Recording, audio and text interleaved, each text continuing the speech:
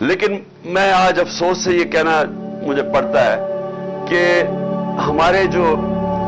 جو انصاف کا نظام ہے اس میں مجھے امید نہیں ہے کہ مجھے کوئی ملے گا، انصاف ملے گا. لہذا اس بار ہی میں نے کیا کیا،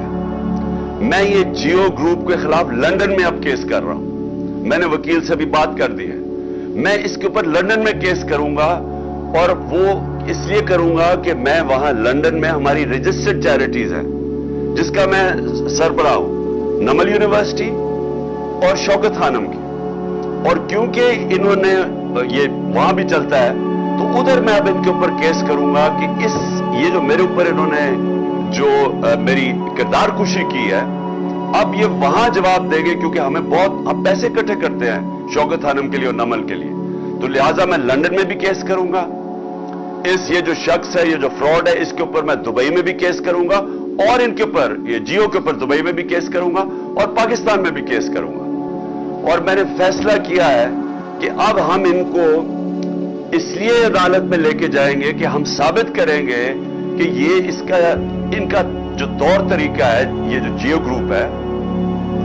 یہ اس ملک کے اندر پروپیگنڈا کرتا ہے. یہ جو جیو گروپ ہے، اس کا مقصد اس ملک کے اندر آزادی صحافت نہیں ہے. یہ اس کو اپنے میڈیا گروپ کو استعمال کرتا ہے، یہ ایجنڈاز کے لیے استعمال کرتا ہے. یہ جو انہوں نے آدمی کو پکڑا اور جو دبئی میں یہ جو سارا دبئی سے اور یہ جو پروگرام کیا ہے، اگر یہ دیانتداری سے صحافت کرتے تو ان کو پتا تھا کہ یہ فراڈ آدمی ہے. کبھی ایک آدمی جس آدمی کی کریڈیبلٹی کوئی نہیں ہے، اس سے تم 10 دفعہ سوچتے ہو کہ اس سے ہی آپ اس کے نام پہ یہ پروگرام کر رہے ہو. تو اگر آپ ایمانداری سے صحافت کرتے، آپ کبھی ایسے گواہ کو نہیں لیتے. لیکن انہوں نے اس کو پوری طرح اس پروگرام کو ایسے بنایا اس گواہ کو کہ جیسے واقعی یہ سچ ہے. تو اس لیے اب مجھے کم از کم برطانیہ کی عدالت کو تو مجھے پتا ہے، کیونکہ میں نے وہاں ایک کیس لڑا ہوا ہے، اور مجھے اتنا بھی پتا ہے کہ 2 ہمارے لوگوں کے اوپر جب انگلیاں اٹھائی گئی، اور اس میں سے ایک ہمارا جو وزیر تھا اس نے لندن میں جا کے انصاف لیا. تو میں بھی انشاءاللہ ادھر اب ان کے اوپر کیسز کروں گا تینوں جگہ کے اوپر. اور میرا جو آخر میں جو میری پھر سے اپنے سپریم کورٹ کے چیف جسٹس صاحب سے بڑی ریسپیکٹفلی، آنریبل چیف جسٹس سے پھر میں اپیل کرتا ہوں کہ 5ویں دن ہو گیا ہمارے سینیٹرز اور ہمارے پارلیمنٹیرینز کوشش کر رہے ہیں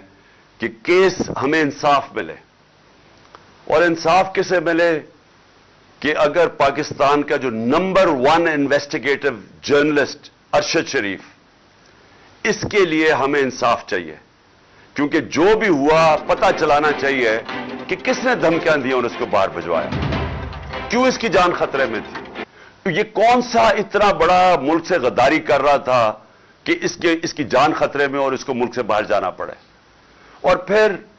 کس نے پھر اس کوشش کی دبئی سے ان کو واپس لانے کی، تو اس کو کینیا جانا پڑا. یہ میں چاہتا ہوں کہ ہمارے سپریم کورٹ اس کے اوپر پوری طرح تحقیقات کرے، کیونکہ یہ صرف یہ نہیں کہ ایک پاکستان کا نمبر 1 جرنلسٹ اس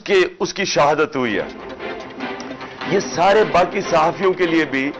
اگر سپریم کورٹ ان کے ساتھ کھڑا ہوگا تو تبھی وہ صحافی جو دیانتداری سے کام کرتے ہیں، جو ان کے ضمیر کی کوئی قیمت نہیں ہوتی، وہ تبھی اس ملک کے اندر صحیح معنی میں اپنے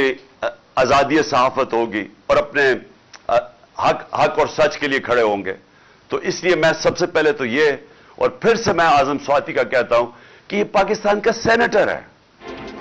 ایک ملک کا سینیٹر سے اگر یہ ہوتا ہے جو اعظم سواتی سے ہوا ہے،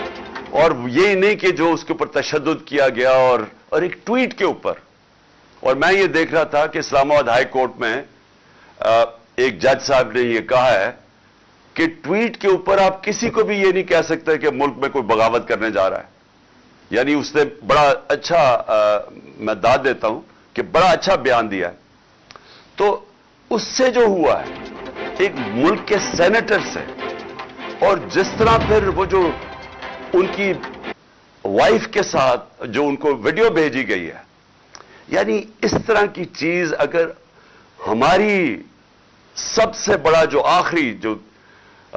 لاسٹ ریزورٹ والا انصاف لینے والی جگہ سپریم کورٹ، اگر ہمارے چیف جسٹس صاحب سپریم کورٹ اس طرح کے اعظم سواتی جیسے آدمی کو، ایک سینیٹر کو، ایک نمبر 1 جرنلسٹ کو، اور پھر تیسرا ملک کا ایکس پرائم منسٹر، سب سے بڑی پارٹی کا جو سربراہ ہے، اگر ہمیں انصاف نہیں ملے گا تو اس کا مطلب تو اس ملک میں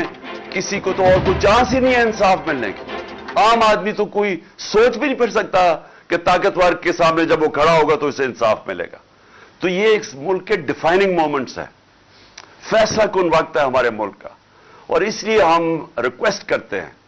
کہ اس ملک کو حقیقی طور پہ آزاد کریں، انصاف دے کے۔ انصاف دیں گے ہی تو قوم آزاد ہوگی۔ جب میرے پاس حقوق ہوں گے تو وہ مجھے آزاد کرے گا۔ یہاں کے جو پاکستانی باہر جاتے ہیں کام کرنے کے لیے، اور میں نے اپنی آنکھوں سے دیکھا ہے،